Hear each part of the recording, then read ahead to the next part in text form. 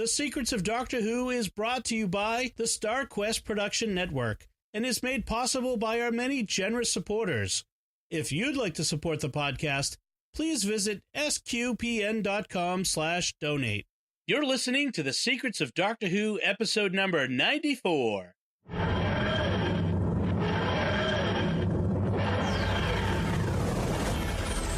a doctor. I've lived for over 2,000 years. I am Scottish. I can complain about things. Shush.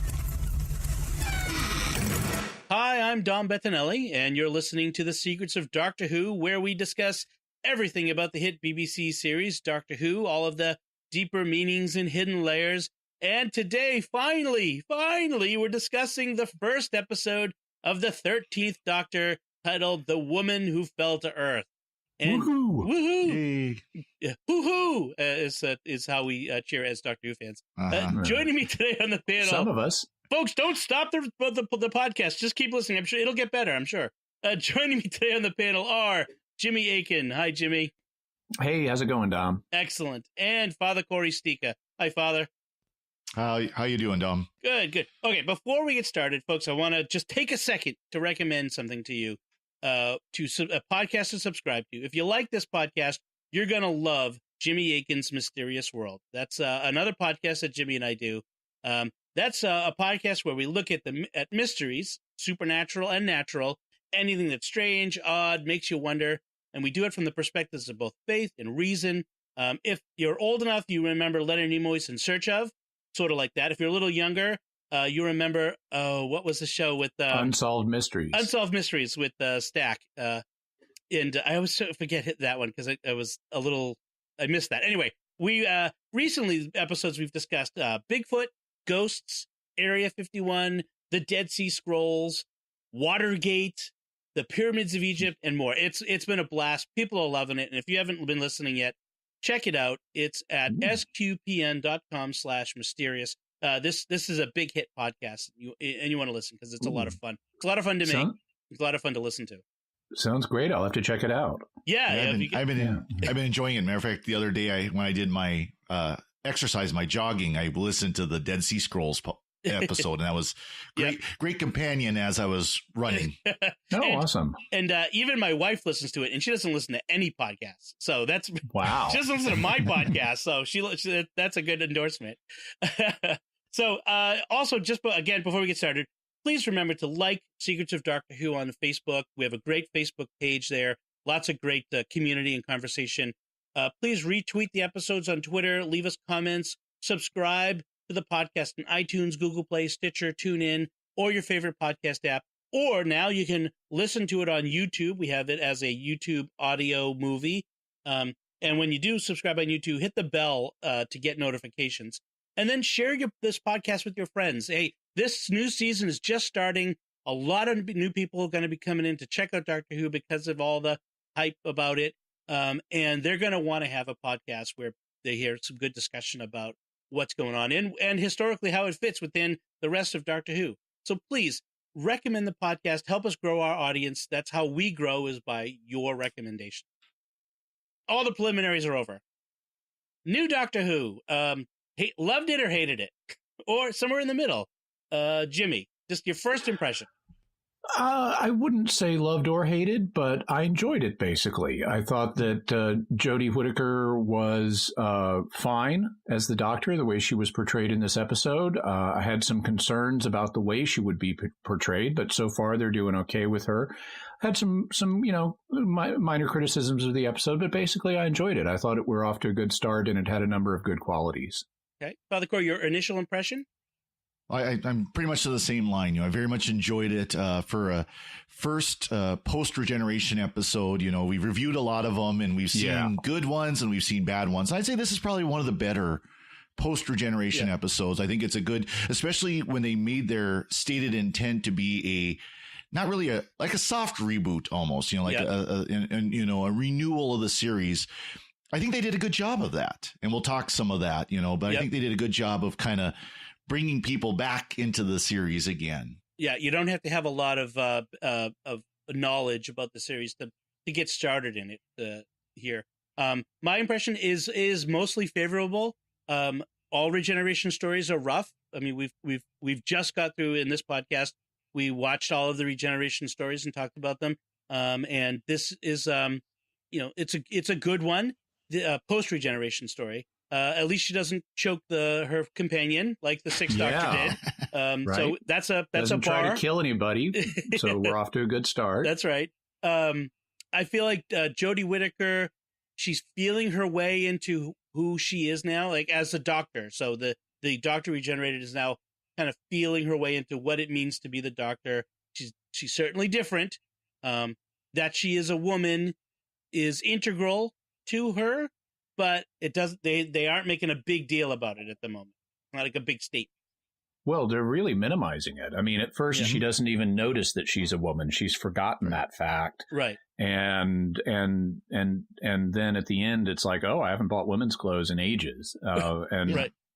So they really don't make a point of it other than that, which was good because, casting the first female Doctor after more than 50 years of this being an exclusively male part is something that raised a lot of questions about, are we going to get a lot of PC social justice warrior stuff in this now? Because Doctor Who has something of a reputation for kind of being infected with that kind of stuff and kind of preaching at the audience rather than just entertaining. And what there was a potential here of really going in that direction and making it I am woman Doctor, hear me roar, and alienating a bunch of the audience. And what they needed to do, and what I was afraid they wouldn't do, is have her be the new Patrick Troughton of she's just so likable that it's okay. We can get over, the previous trend, like when William Hartnell left the show as the very first Doctor and Patrick Troughton came in for this huge change in the show. This is, in terms of the Doctor's character, this is the biggest change since Patrick Troughton. Switching the gender entirely, and because that's going to affect a bunch of the dynamics on the show. And you need the first person in that role to just be super likable and super friendly, which is what Patrick Troughton did. And it enabled the show to have another 50 years of life. And it's also what Jodie Whittaker needs to do and just come across as fun, super likable, and let's have adventures now. Yeah, one of the things that I was thinking about with her is that she feels a little bit, to me, in my limited experience compared to you guys with the classic Doctors, she has a feel sort of like Sylvester McCoy, a little bit Patrick Troughton. There's some whimsy and joy, but not as much as, not over the top as whimsy like Matt Smith. Right. Right. She's a little more grounded and like a little bit closer to maybe how David Tennant portrayed it. Well, I was just going to say, David Tennant. That was one of the things I really noticed, especially at the very end where, it finally clicks who she is. That very much sounded like a Matt Smith thing, the way she expressed what happened. And, it's like, oh yes, the adrenaline and upset, outrage sound very Matt Smith, but not as manic. Right. Matt Smith could get extremely manic. I mean, that scene where he's hanging from the TARDIS as the TARDIS is burning and everything. I mean, that was who he was. He would get very manic, and she's got the joy. She's got the excitement, the energy. She's not zany. Yeah, exactly. Yeah. She's also, unlike David Tennant, she's not angry, at least thus far. Right. And kind of going back to the whole issue of this change from a male dominated role to a female actor, I think if they keep this balance like they did in this episode, I think they're going to be perfect. And we pointed that out a couple of weeks ago, which we recorded a couple of months ago. Right. But I had to go back and listen to it. But we pointed out that don't deny it. Don't deny that this character is now female. But at the same time, don't slap us in the face with it. Right. Yeah. And I think they had the right balance where, again, you mentioned, Jimmy, where, the first time it's brought up, she's like, oh, I'm a woman. Does it suit me? Yeah. That was funny. Yeah.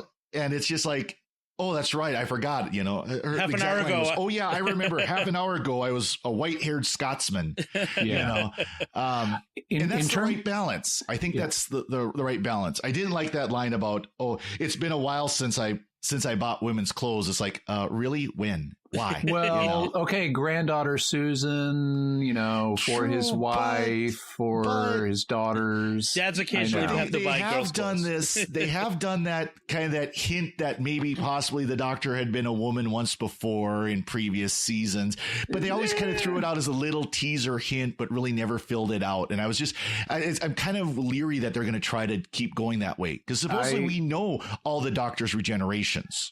Well, they've really nailed it down that we know all of the regenerations unless they do some real major retconning. So I think that's just kind of a wink to the audience. It's like, interpret this line however you want, but it is consistent with established canon. Right. And I do agree with you. It could very well be, talking about, for Susan, or just trying to be funny. Yeah. I agree with you, Father. In terms of the Doctor, I think they've got the balance right. I think they need to do a little bit of tweaking with the companions, though. I would agree with that as well. Yeah. Well, let's get into the show itself then, and talk about the companions as we get into the show, because there's some things I want to kind of pull out from the story that I think will help us talk about the companions. Yeah. By the way, before we do that, we should even mention the title, "The Woman Who Fell to Earth." I was just about to actually bring that up. Right. So obviously, she literally falls to Earth and crashes through the roof of a train and survives because she's regenerating, but they don't spell that out for us. Right. But the title is based on "The Man Who Fell to Earth," which was a 1963 science fiction novel by Walter Travis that's quite famous and got made into 2 movies, including one featuring David Bowie. There's also another meaning, I guess a third meaning to "The Woman Who Fell to Earth," which is based on the opening sequence and the end. So just to kind of set the scene as you guys have seen it, we had no opening, no titles. It's BBC on the screen, then straight into a YouTube video of Ryan Sinclair, the first companion we're introduced to, talking about the greatest woman he's ever known. And we're led to believe it's the Doctor. But by the end of the episode, we realize he's talking about his Nan, his grandmother, who dies in the course of things. And I think that's the other meaning of "The Woman Who Fell to Earth," because, of course... Oh, she also falls. She falls. It's her fall from the crane that kills her.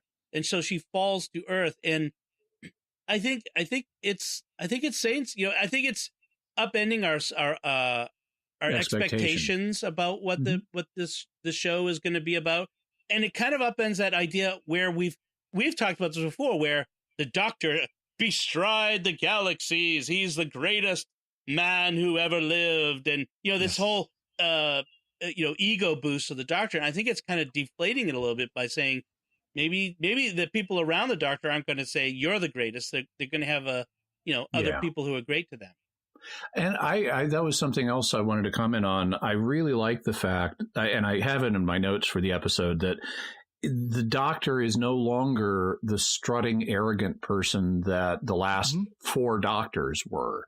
The Doctor is much more back in the mode of, I'm not too big for my britches, I'm just a traveler. Right. And that is so refreshing. It was you can see kind of that contrast where, the companion Doctor and the companions are standing in front of the tentacle alien thingy, the gathering device, as Tim Shaw is coming at them, and we're going to stop you. Well, I guess you can have it if you want. Yeah, right. She's getting kind of puffed up, and as soon as he takes a step, she pushes the companions back and lets him have it. Yeah, right. But another related thing, since the show got revived in 2005, it's had this mythic feel to it that has introduced kind of an unrealism to the show. And that was there in the Russell T Davies era, where you had these, like you think about like the planets with the cat people and stuff, and these glorious New York and stuff. And it's all big and huge. And and kind of fantasy-like. And then when Stephen Moffat became showrunner, it went even more in that direction and went science fairy tale, not just science fantasy, but science fairy tale, where like right from the 11th Hour with Amy Pond being introduced, you have this total fairy tale vibe. And that wasn't the classic series. The classic series was not like that. And this is much more the feeling of the classic series. You don't have the legendary fairy tale vibe. The Doctor is just a traveler, not this mythic figure. Yeah. It's more grounded. The science is more, I mean, it's still fiction, but it's more realistic than it was. Even the visual effects look more realistic than they did. They're not painting with these, pastel canvas special effects. Even, the crackling of the electricity and the coil and the darkness and everything, it feels much more realistic and much more grounded. And I really like that. That was one of my desideratum for this series. Well, I know they changed they changed a lot of things, not just the actors and everything, but the visual effects that is being done by a different crew, a different company. How they film, I think in quotes, because I think it's all digital now. It's been for a while, but it's they're doing a very different tone, and it definitely has a different tone. At least this episode looks and feels different. It looks a lot more. Someone, I think it was on our Facebook page, commented it looked more like a gritty crime drama that you'll see from the BBC now. Right. Something like Broadchurch. Who was involved in that? Chris Chibnall. All these Doctor Who people. I was going to say it feels a lot more like the X-Files or Fringe did. So they both dealt with supernatural or extraterrestrial activities in science fiction, but they felt more grounded and grittier, and that's how this felt. From both the close-in shots where they had the talking, but even establishing shots where like the far off pictures of of the van driving through Sheffield and other things like that, it felt much more grounded. And hey, let's give a shout out to some filming someplace other than Cardiff or London. Shout out to Sheffield, folks. It was nice to see. I got to say, the Peaks District looks beautiful. Say that right there. Looked like an amazing park, the national park they have there. Yeah, the national park that's right outside of Sheffield there. Yeah. So let's talk about some of the companions then as they get introduced. So Ryan gets introduced, and we have Ryan, who has a disease called dyspraxia, which is a coordination disorder, which is a real thing. And he's unable to. He's 19 years old, unable to ride a bicycle.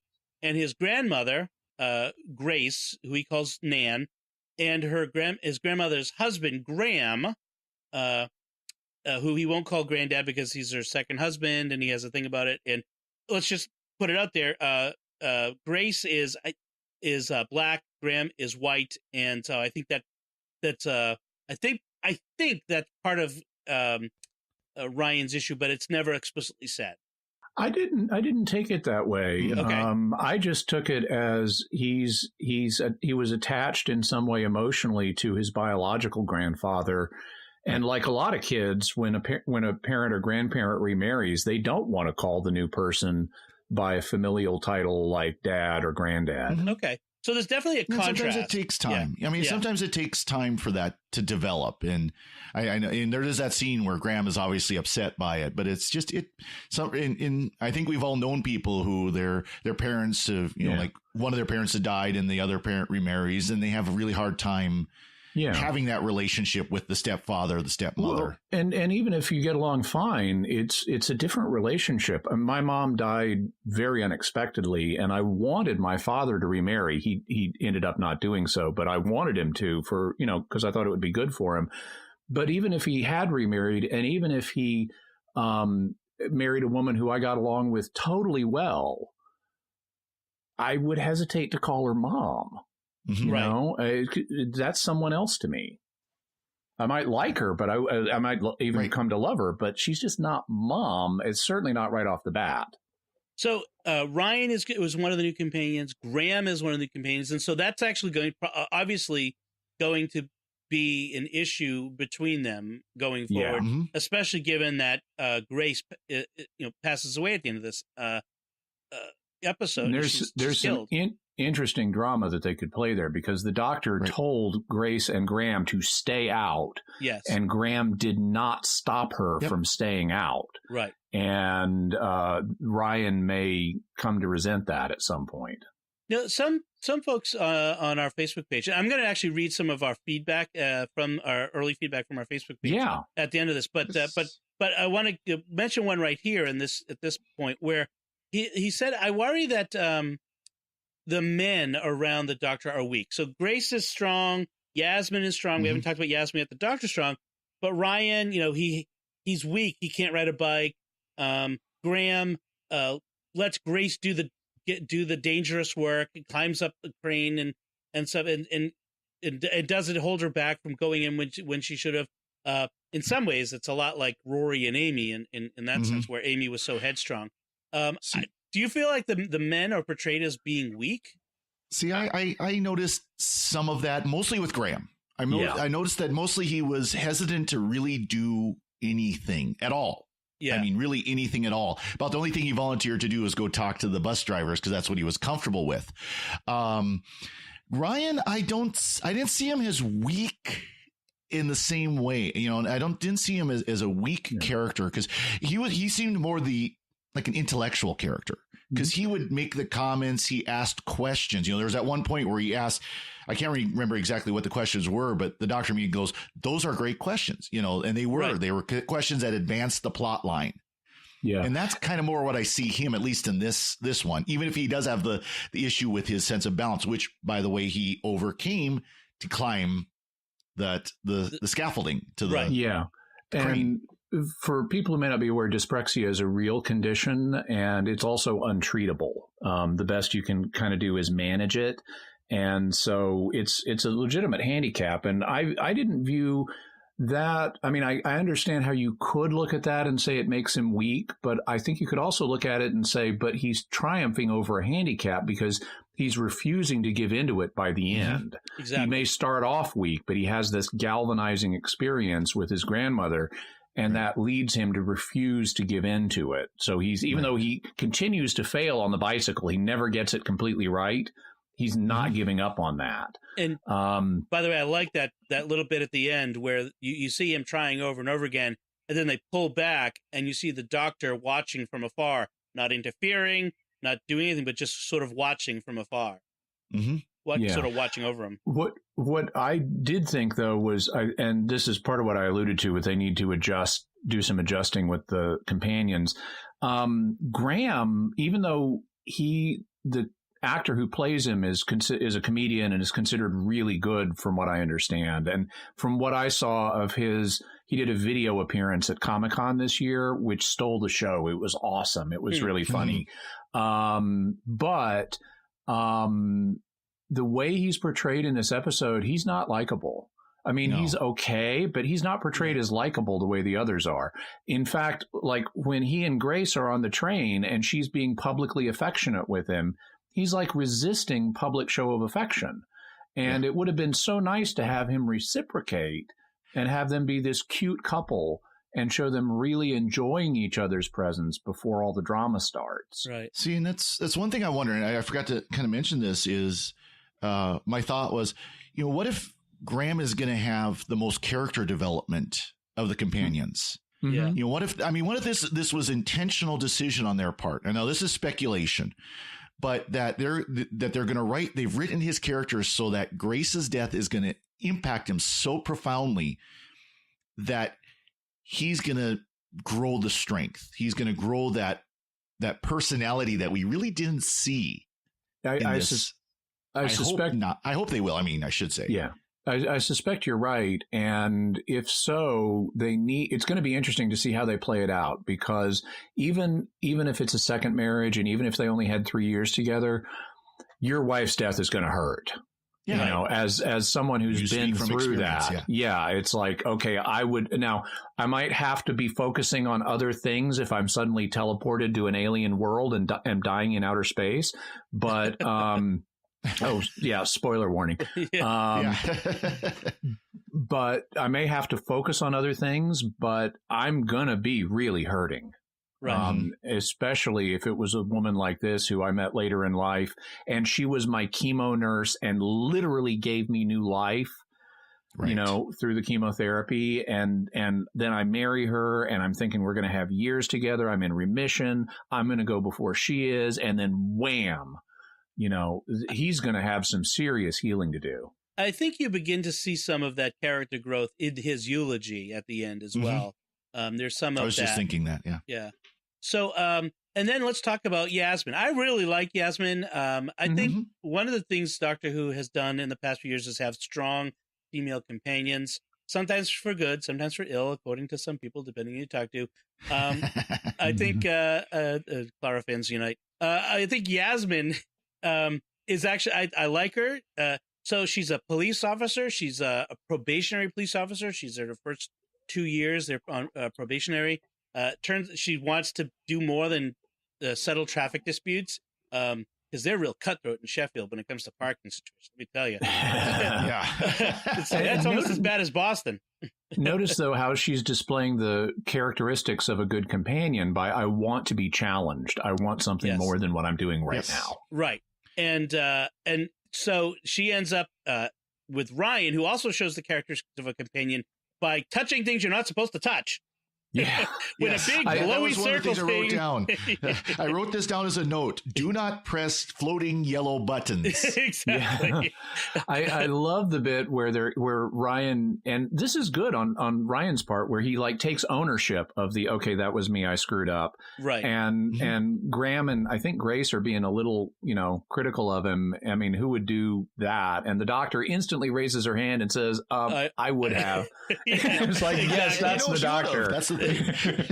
Right. So he shows her the weird Hershey kiss in the forest. I thought of it as a gourd, big blue gourd. Oh, yeah. I thought it looked like, if you ever remember the Nintendo game Dragon Warrior, it looked like the slimes from those. I never played it, so I missed that. You put some eyes on it, looked just like it. So then we have the train. We alluded to that, the scary tentacle thing, because I mean, what goes to the root of our primal fears more than scary tentacles in the dark? I mean, that's such a great idea for a scary monster. Scary electrical tentacles in the dark. Exactly. And then, as you mentioned, the Doctor comes crashing through the roof. I like the fact that they don't spend any time explaining how the Doctor ended up in the train. We don't see the last 2 minutes of the regeneration. We don't see her falling out of the TARDIS. That's stuff that we've seen before in previous regenerations. This is, boom, we're supposed to remember what happened or not care. And just in case you didn't remember that this was the new Doctor, they throw that little tiny snippet of the bass line from the theme. Yes. They threw that in. There's the Doctor. Not enough to my taste. We'll maybe talk about the musical a little later. But what we have here is, we've talked about this a lot, TARDIS separation. In fact, we don't see the TARDIS doesn't exist in this episode. No. I mean, we've thrown out everything from Doctor Who, and to start fresh with this, there are no Daleks, no Cybermen, although I thought at first that Tim Shaw was a Cyberman. There are no Daleks, no Cybermen, no TARDIS, but we don't even have a sonic screwdriver till the second half.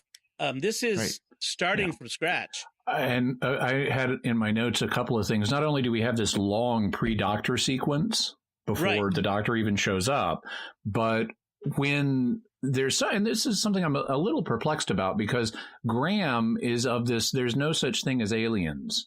Yeah. And I was like, what? Since when has that been the case in the Whoniverse? I mean, that bridge got crossed back in 2005 at the latest. Right. Did he say no such thing as aliens, or no aliens in Sheffield? They kind of said no aliens. He says I thought no he said such, no aliens in Sheffield, but that might have been Carl. Yeah, that's later. The first thing he says is there's no such thing as aliens. Oh, okay. Right. And so I'm like, are we back before 2005 when the aliens invaded London and it was undeniable to the whole world, or what? Or, They do seem to be using older mobile phones. Maybe, I don't know. No, they're using a brand new. No, Ryan's phone's Ryan's is new. Yeah, Ryan's is new. So that's a little weird. But then what I noticed, like as soon as Ryan finds the big blue thing in the forest, and he calls the police, they don't immediately go, "Oh, it's aliens. Let's call Unit or Torchwood." Right. And so that's part of the clean break that they're doing as a new jumping on point. They're not burdening us with having to learn about who Unit or Torchwood are. Later on, we have something similar where, where is it in my notes? I'll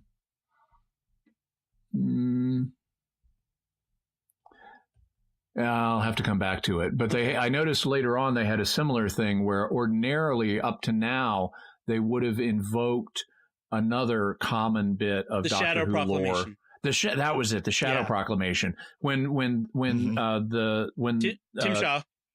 Tim Shaw says that this planet, is allowed. There's no mention of the Shadow Proclamation. I noticed that.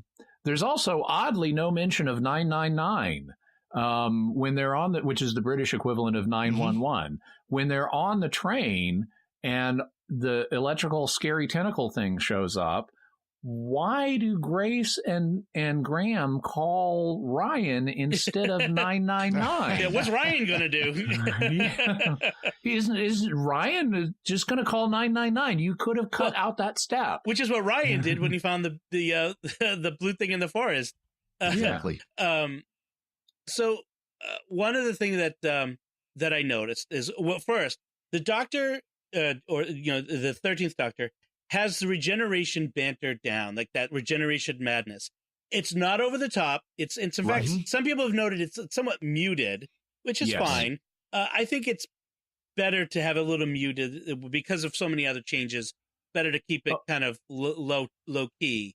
Yeah, they need to signal what her long-term personality is going to be like in this first episode because of the audience sensitivity to that issue. Right. She needs to hit the ground more or less who she's going to be and not have an episode of just being crazy. Well, this is, I saw a comparison, I think, again, on our Facebook page to Pertwee's regeneration episode, where for the most part, you saw Pertwee's personality fairly quickly. Now, the difference was Pertwee spent the first episode in bed looking for his shoes. Going unconscious. And then he took a shower and we got to see his snake tattoo from when he was in the Navy. We did that with Jodie Whittaker too. Yeah. Yeah.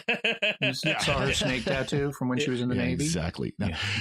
But that was one thing I did like about this, as far as that's concerned, is she wasn't out of commission half the episode like David Tennant was. Right. Yeah, she was out of commission. She had that little nap for, long enough for them to do their little separate things, and that was it. It wasn't this, she's constantly fainting and constantly sleeping, and, it was just a little short time. Yeah. And that was not right at the beginning even. She got up and it's like, I'm calling you Yaz because we're friends now. I love that line. That was great. Exactly. Well, and that was that doctorless segment in the beginning was the equivalent of that regeneration separation of that. And we're over that. And now we're moving on. But I think they gave us a hint at the Doctor's personality that we're going to get, which is when she's at one point, she apologizes to everyone for what's happened to them. The Doctor never the 12th Doctor never apologized to anyone for anything. No. But and Matt Smith, the 11th Doctor, was running around too crazy to apologize for stuff. I mean, it's just David Tennant, the 10th Doctor. Well, he I'm sorry. I'm so sorry. I'm so sorry. He overdid it. Yeah. Yeah, he overdid. But I think we're getting a little bit of the smaller, more restrained Doctor that we talked about that we haven't seen in New Who. It's like, again, we mentioned the second Doctor, Patrick Troughton, and also the fifth Doctor, Peter Davison, who was the other subdued human one. Right. So we get to a point where we have the Doctor has to make her new Sonic, where the TARDIS doesn't just hand it to her like it has the past few Doctors. She has to now we know why we saw the advanced pictures from the set of it looks kind of organic and sort of makeshift. In fact, it is. Because it is. She forges it out of spoons, and not just any spoons, Sheffield spoons, which are, by the way, famous for those of you who aren't up on your silverware. Sheffield spoons are known as, it's sort of like in America, we have Oneida, New York, which is known for its silverware. Well, in the UK, it's Sheffield. Yeah, the flatware. So Sheffield steel and Sheffield spoons are famous. So the Doctor's Sonic is made from such. That and a piece of Tim Shaw's transport pod. Yeah, and that went by a little too fast. This was one of a couple of points in the episode where I thought they went just too fast and didn't explain enough what we were seeing visually. Because I didn't initially twig to the fact that she got this crystal. They showed her grabbing this crystal, but I didn't twig to the fact it's from the ship, from the space pod. Yeah, and I'm going, wait, where's she getting all this stuff? I mean, I can understand her forging some components based on 20th century technology, but no way you're building a whole Sonic out of that. At least not something that small, that's for sure. Right. Yeah. And I actually missed it the first time. I watched it twice because I watched half of it. Then my wife came home and I had to start again so that she could watch it with me. So I did see that part literally, twice. it's like a 2-second scene where you see her grab one of those crystals and then it flashes to her doing the whole thing with the blowtorch and all that. I'm also wondering where she's downloading the operating systems from, both into Ryan's phone and into the Sonic. But we're back to science fantasy, and that's okay. At least it doesn't dominate the way it was dominating in Moffat. Right. She does say one thing that's interesting, and I think bears from an American point of view needs a little bit of explanation. She says she calls it a Sonic Swiss Army knife, but then she says without the knife. Yeah, she says that something that sounds strange to American ears. Only an idiot carries a knife, and I think what she's speaking to a specific British viewpoint. In the UK, they don't have a gun problem so much like we do in the US sometimes. They have a knife problem. There's a rash of knife attacks, and so people carrying knives is sort of debated. Like sometimes we debate people carrying guns here. Which I'm like really I'm unsympathetic to. I mean, this is just me. But based on a variety of factors, I'm very unpersuaded by gun control arguments. Right. Mm-hmm. I am even more unpersuaded by knife control arguments. Well, I'm along Jimmy's line. I can guarantee you, if you came through Malta, Montana, right now, you came through here and you interviewed 100 people.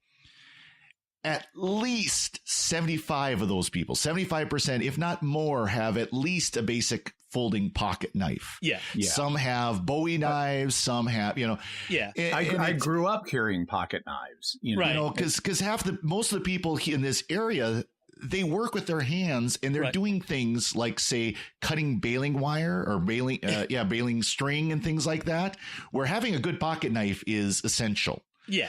So that one I heard right there, it's like, that's just, no, this is the one point where I kind of like, okay, this was PC. This was the PC comment for the episode. Well, that's why I wanted to mention for an American audience, it sounds ridiculous, but from a British point of view, it connects with something that's contemporary in their public consciousness. Yeah. So, and what you wouldn't have all those knife attack problems if people could carry guns. Exactly. Because as Sean Connery tells us, only an idiot brings a knife to a gunfight. Yeah. So moving on to the next thing is we have this alien race. So this is the at the heart of this is we have this alien race that comes to Earth, and as part of their leadership ritual, they dispatch a warrior to hunt a random chosen at random individual from Earth in Sheffield, apparently, because they've been there twice. I'm not sure why, but that's where they go. Apparently other planets too, but they have been to Sheffield twice. Yes, and it's reminiscent of the Predator, Arnold Schwarzenegger Predator. A little bit reminiscent of Star Trek Voyager's Hirogen. So this warrior hunter race. I mean, it's not the most original idea, but it's pretty original for Doctor Who. I like the fact that it's a small villain with that presents a small problem to the Doctor, which is one person who's in danger, and people in collateral damage. Yeah. But in general, it's not about the planet or the galaxy or the universe. Yeah, it's not like he planted a global thermonuclear bomb in the middle of Sheffield, and the entire world is going to turn into a big crater if they don't do what he wants. Right. And like in the 11th hour, we had the Atraxi threatening to kill everyone on Earth unless Prisoner Zero was caught. Right. Or, you have previous, because the first thing I thought when we saw these two alien things is exactly what the Doctor thought, which is two alien races at war using Earth as a battleground.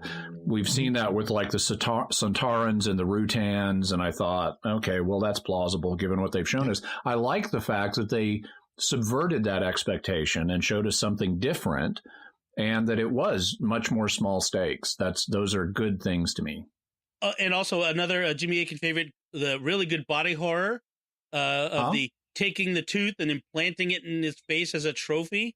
That was freaky. That was wild. I know Father Cory saw it this morning on Facebook. I put my son lost his tooth, one of his baby teeth.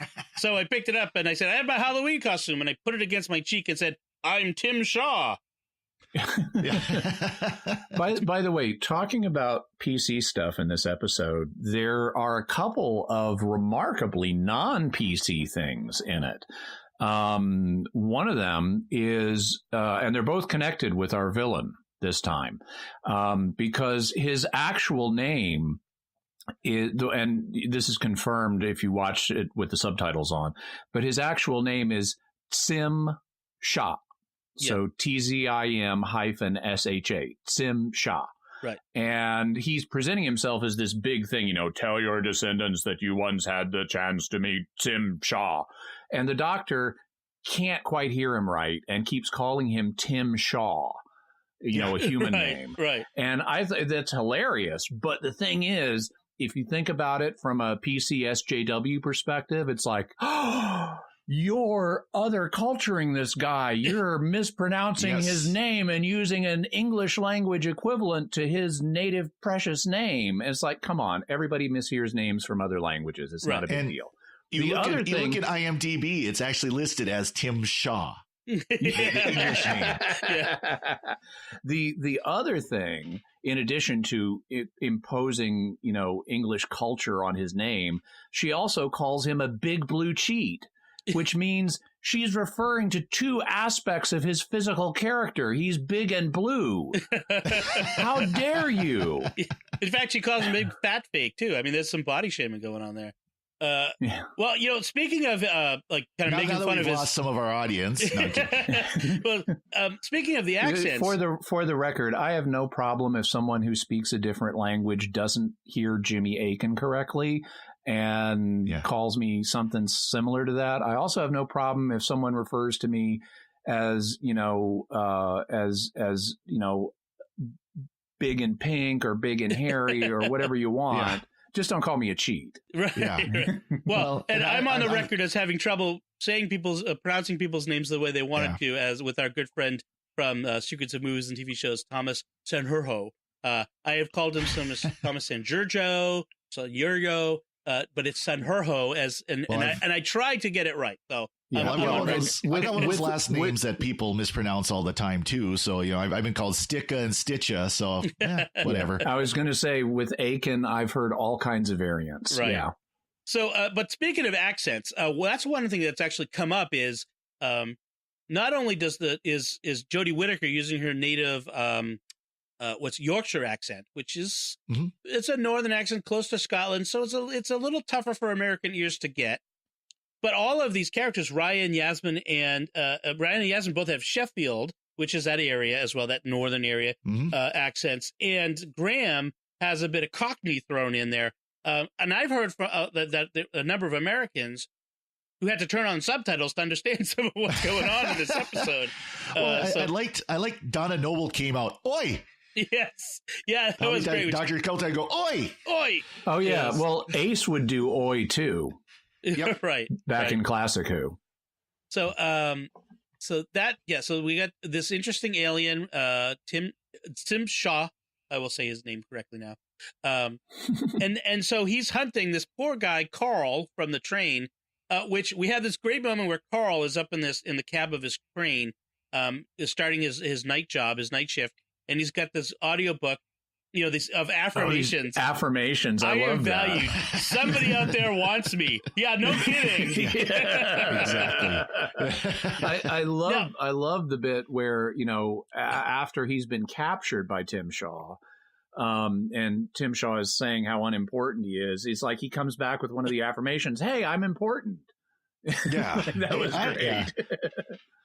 So, and then we also have this actually other moment in this crane yard where we have this really nice moment where we have this security guard who is unimportant to the story, really. I mean, he's just there. He's about to die. But we get this moment, this sweet moment where he's saying goodnight to his granddaughter via FaceTime or Skype.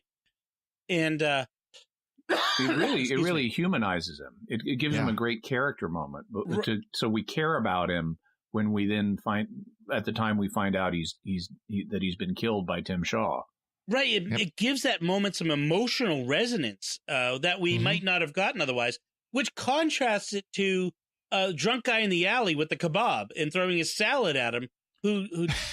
That was weird. I mean, I was watching that scene and it wasn't obvious to me that the guy was necessarily drunk, because I thought maybe there's some kind of alien influence going on here, the way they'd set it up at that point. Yeah. And I thought, is there some weird Sheffieldian salad throwing ritual? Or, I mean, if I met some big, huge hulking biker dude in black leather at night and a big menacing helmet on, I'm not going to throw pickles at him.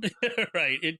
It seemed a strange, sort of pointless interlude. It's just sort of wasted time. It didn't advance the plot any. We know that Tim Shaw is ruthless and a killer, and nothing ever happens as a result of it. It's just that was a weird misstep in this episode. I felt like. Yeah, it was. Yeah, it kind of felt like a filler scene that they decided for whatever reason they needed to keep in it. They needed an extra 30 seconds to fill out the show at the end or something. Yeah, because there was no mention of the actual nowhere. None of the companions, the doctor. You don't see the police talking about it. It was there and it was gone. Yeah, it's completely irrelevant to the rest of the story, which is weird. So then the doctor, I like the moment where when they're in the crane yard and they're gonna take out Tim Shaw and save Carl, and and Yaz and Ryan, what are we doing? She says, "Don't worry, I got a plan."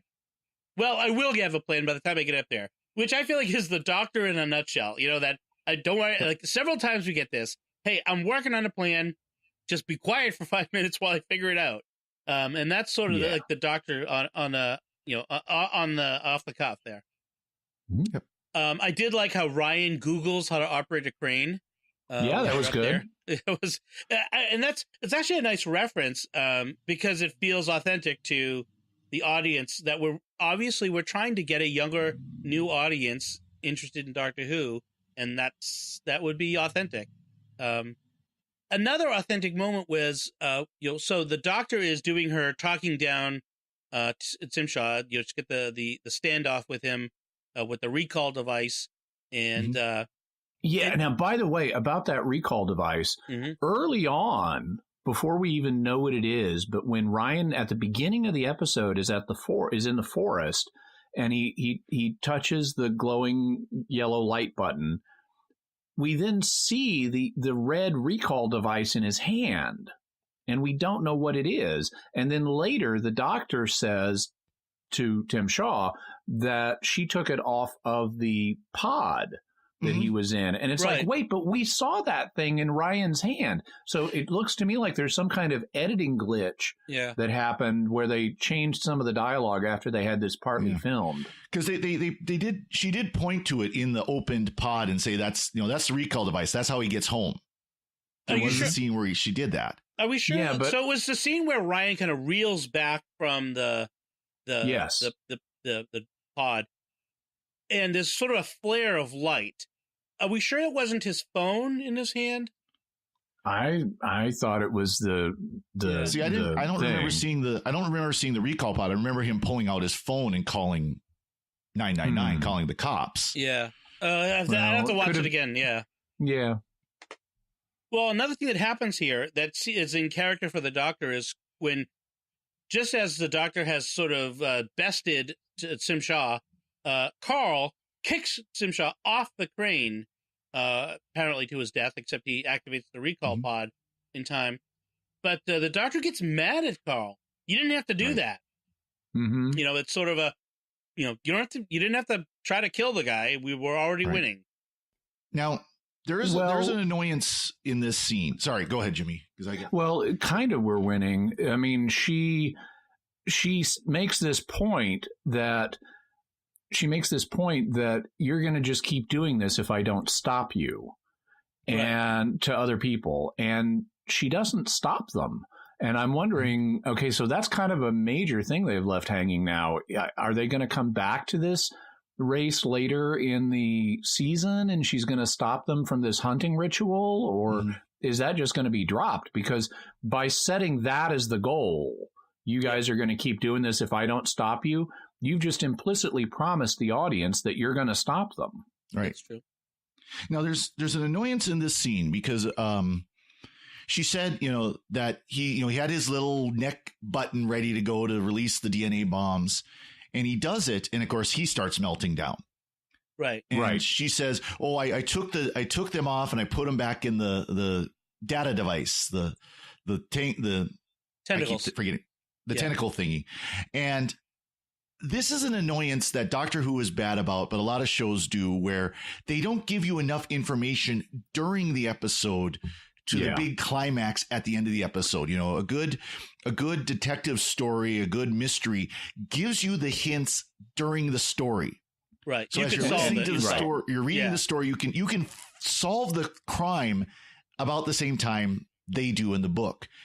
Doctor Who's horrible for this, where at no point does she say anything like, there, now I've removed the DNA bombs. They, got them out of there. I put them back in this device. Or, he'll have a nasty surprise if he tries to set them off. Something like that. Says nothing like that. The bigger thing to me is they don't tell us that she's put them in the gathering coil. Right. I could accept they're holding back that she's removed them, because they've covered that before, that she needs to remove them. We don't know when they're going to go off. She says, just wait till I get my sonic built and so forth. And then I could understand it. Okay, the alien presses the button to detonate them and whoops, they don't detonate. Guess what? I took them all out. What, do you think I'm stupid? That would be fine. But then using them, putting them into the gathering coil so that he can absorb them through total transference, which I thought was a bad line at the time that she uttered it, because they ask, what is he doing? Well, obviously he's uploading data from the gathering coil. Right. But you've used this total transference thing. You don't need that adjective there. That's just hyping the drama. And then it turns out it's not only hyping the drama as a clunky line, it's also masking the fact he's absorbing physical objects through this data transfer. That just makes no sense. So I thought that was flawed. Well, and then that also then makes her anger at Carl for kicking him off the crane not make sense, because she planted the bomb in him. He's got a DNA bomb going off that's killing him. Why is she mad for him kicking him off? So that is true. I mean, maybe we've missed something, but I don't know. Well, and I think I don't think we have on this one. Yeah. By the way, while we were talking, I looked up the image where Ryan is backing away, and based on previous and surrounding shots, it does look like it's his phone, but in the shot itself, where he's irradiated by the light from it, it looks like a red crystal. So I don't know what's going on there. It does look weird. Like that, yeah. So, let's get to the real emotional heart of the episode. And that's where we have a real death, real consequences for the characters. In fact, in this episode, and not just the initial deaths of the random person who gets killed to illustrate the threat. Right. Well, in fact, almost every death in this mattered. Each one had pathos. Even the train driver who died. I mean, there was she was killed by fright. I mean, it was fairly quick, but there was still a bit of pathos for her. The only one who really got left off of the pathos Salad Man was Salad Guy. Yeah. But when with Grace dies, that is obviously going to be an emotional resonance that's going to carry through these companions into the future. And that is a big difference from especially the last few seasons of Stephen Moffat's reign. I mean, we're going to be comparing Stephen Moffat's Doctor Who to Chris Chibnall's Doctor Who for a while, so just you have to get used to that, folks. But Stephen Moffat didn't want to kill anybody. Well, in fairness, I think Stephen Moffat would kill minor one-off characters to prove the threat. He would do that. What he didn't want to do was kill off anyone who was, part of the central cast. Right. And you could argue that Grace is kind of, she's functioning as a companion. She hasn't been established as a companion the way the others become. Right. But she's certainly on the edge of the central cast in a way the red shirts aren't. She's not a red shirt. Yes. Right. In fact, if anything, she's much more central than Graham is at this point. Yes. So, sort of looking in retrospect on the episode, then, but what I want to say is, I don't feel like any of the companions were flat. I felt like they were pretty well fleshed out. All of them, they all had character. There was all something interesting about each one of them. I felt like the Doctor's regeneration madness was more muted than we'd seen previously, and needed to be. Yep. I think no lines about kidneys. No lines about not being a. We got a tongue ginger line. Yeah, the tongue. Well, she just couldn't remember the word of it. Yeah, and then she talked a little about things fizzing inside, as they regenerate, and she kind of described what regeneration's like. I thought that was kind of interesting. Just at the moment you think you're going to die, you're born. That's a kind of interesting explanation. And also feeling torn between what you were and what you're becoming. Yeah. That was an interesting explanation. Like I said, the stakes were small. That was good. It was a somewhat small story. We've been told there will not be a season-long story arc. Each episode will be self-contained. There will be ongoing character development, but the plot itself will be contained to each story. And we will not have any of the familiar villains. No Master, no Daleks, no Cybermen. All new things. These are all things that we talked about in our advice for Chris Chibnall. So it sounds like he's taking our advice. We're also getting some different times. We're going to there at one point we got a hint that they're going to end up in 1950s America. I'm worried about that one. Yeah, that is a little worrying. They're going to hook up with Rosa Parks. At least it's different. It's a different setting. So we got that. We'll have to see how it comes off otherwise. Just in a couple other things that I was mention is I wasn't excited about the soundtrack and the music. They have this new guy doing it, and his name's Akinola, and it feels like a couple times they started into the Doctor Who theme, and then it just abruptly stopped. Nothing. Segun Akinola is his name, and none of the music really excited me. So, any bits? One thing I liked is we have the accidental companions again. Yeah. How many companions were the doctor awkwardly asking him out on a date to go travel with him? Right. Oh, you could maybe kind of come travel with me. Oh, no, these are companions that, because the doctor messed up on the transport device, ended up beaming them all into space instead of just him or her. And without kidnapping this time. Yeah, exactly. So these are accidental companions. That's a very classic Who thing. One thing, we had talked about in our advice to Chris Chibnall, and we've been upset about for a while, is the Doctor is my boyfriend / girlfriend. I honestly wonder if the love interest, the romantic interest, will be Ryan and Yaz. I wonder if they're going to develop kind of a relationship there. Yeah. So that's, and that would be interesting to see if that happens. I like the way they redid Peter Capaldi's outfit to fit or to not fit Jodie Whittaker. Yeah. Because there's I looked up their heights. Peter Capaldi is 6 foot tall. Jodie Whittaker is just under 5'6". Yeah. So there's a good 6 inches of difference. And you can see that. It looks like she's swimming in these clothes. It could possibly have been the same costume. I mean, it was very... Yeah, they just kind of tore it up a little bit. But yeah, I mean, it's... Other than being torn up, it actually looks good on her. Yeah. So, I mean, that was kind of interesting.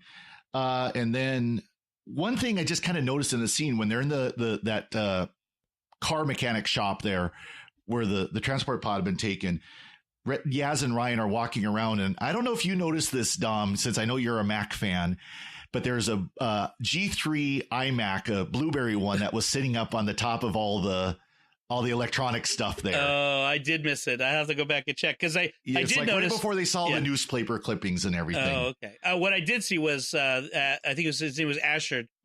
His really awful PC that was like this or his 2004 era Windows PC that he was left his "If I Die" video on. That's funny. I'm sorry that you saw it and I didn't. Now I feel bad. So you have to go back and watch. Yeah, now I have to go back and watch it. Any stuff that you want to mention, Jimmy? Yeah, I liked how this was fast moving. It was faster moving than the 11th hour.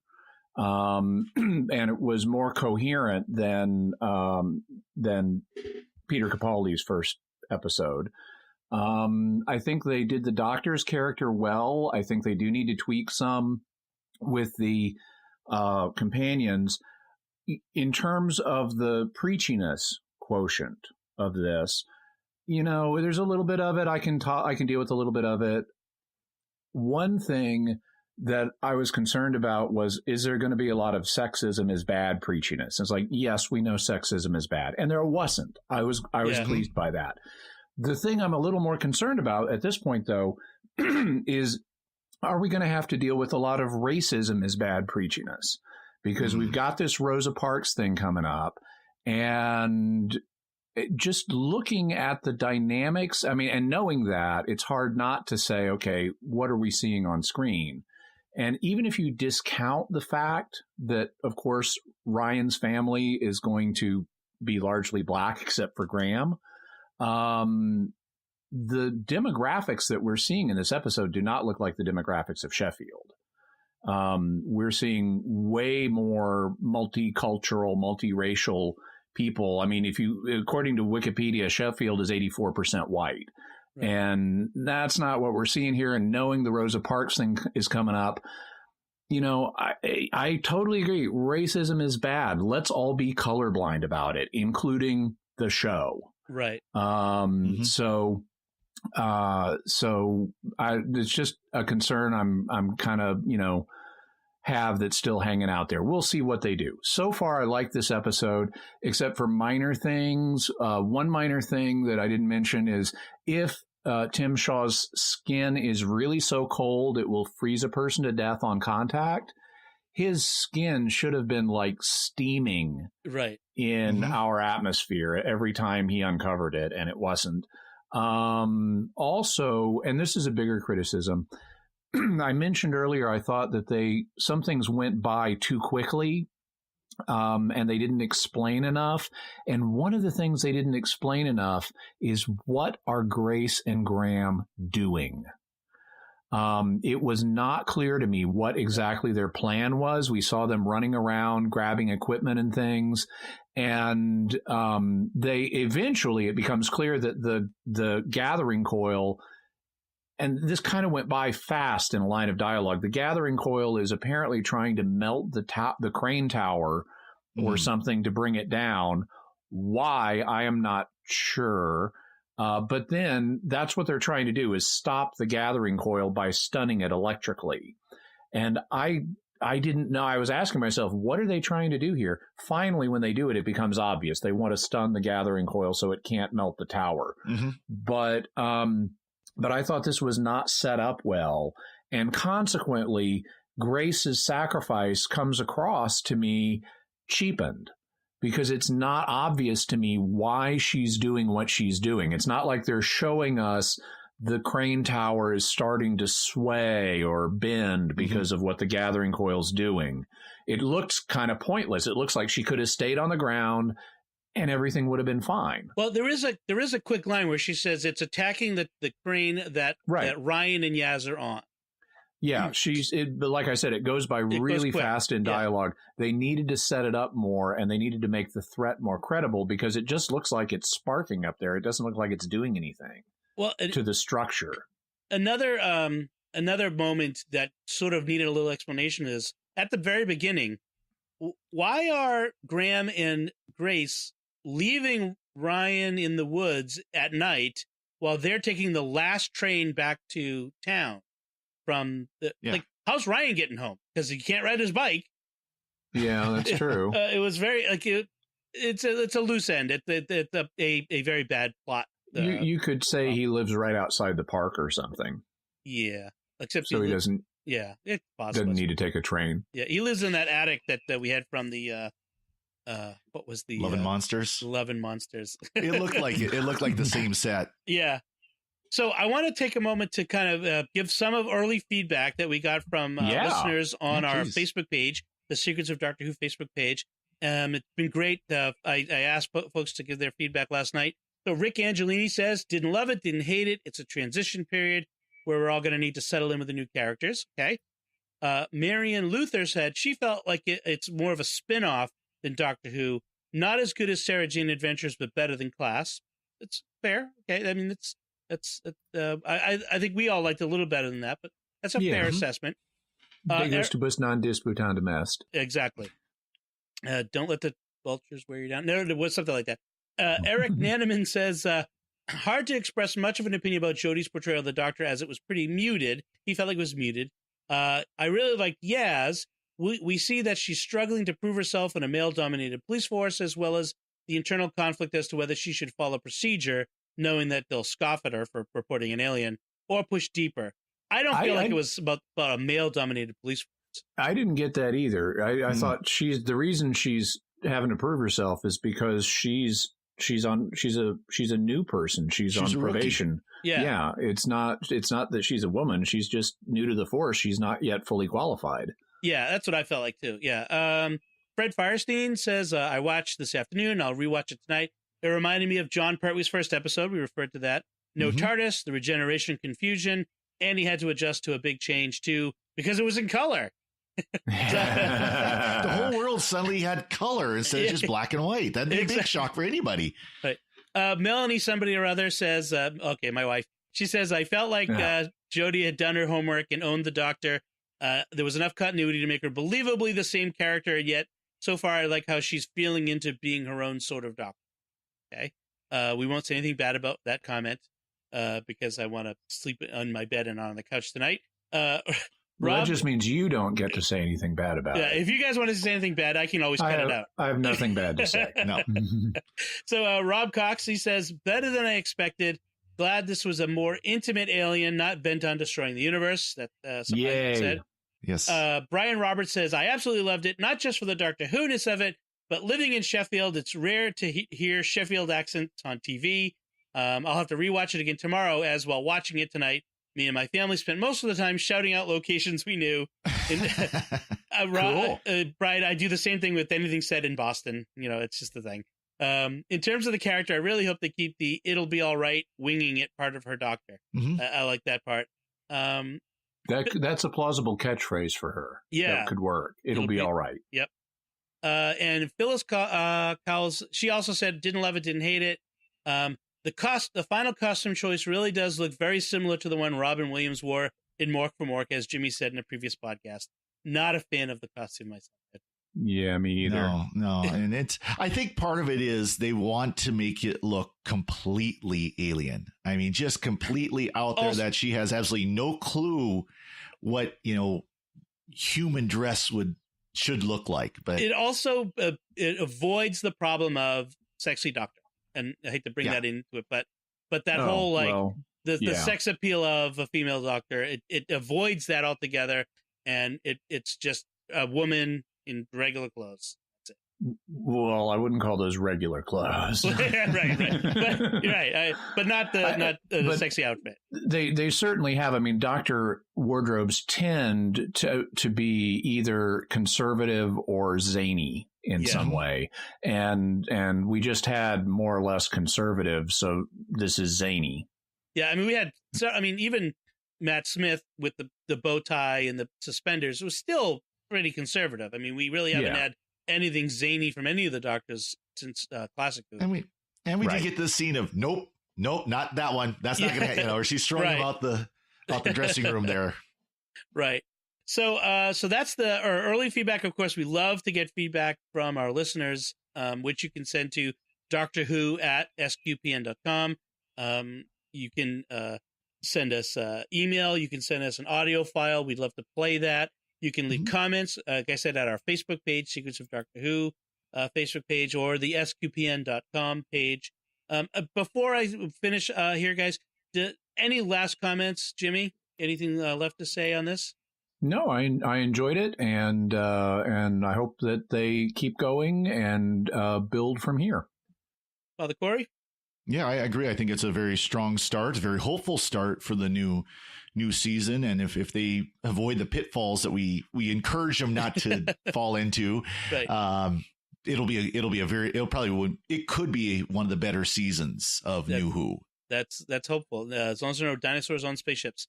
So folks, like I said at the top, if you could share this podcast with others, other people who are Doctor Who fans or just getting into it, help us grow our audience, reach new people.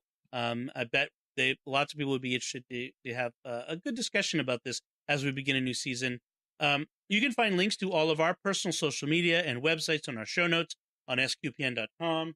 We'll be back next time when we'll be discussing the next episode in this season titled The Ghost Monument. And we'll find out whether they survive being in space. Hint, they do. Yeah, that would be my guess. I also have a guess about what the Ghost Monument's going to turn out to be. This is just a guess, but maybe it's the TARDIS, because the TARDIS can vanish and reappear like a ghost.